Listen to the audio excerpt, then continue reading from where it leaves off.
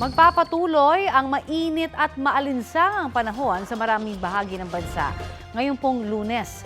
Ayon sa Pag-asa, posibleng umabot sa danger level na 44 degrees Celsius ang heat index sa Dagupan, Pangasinan at sa Apari, Cagayan. 43 degrees Celsius sa Tuguegarao, Cagayan, Etxague, Isabela, Olongapo City, San Ildefonso, Bulacan at sa Sangli Point sa Cavite.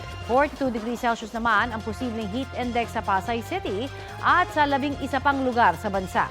Sabi ng Pag-asa, apektado pa rin po ng mainit na easterlies ang malaking bahagi ng bansa habang Intertropical Convergence Zone ang umiiral sa Southern Mindanao. Paalala ng Department of Health, dalasan ang pag-inom ng tubig.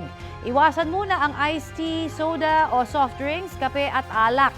Limitahan din ang anumang aktibidad o gawain na nabibilad sa matinding sikat ng araw mula alas 10 ng umaga hanggang alas 4 ng hapon. At kung lalabas, gumamit po ng sombrero, payong at sunblock.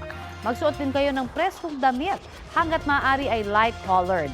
Mas nag-aabsorb po kasi ng init ang mga dark-colored na damit.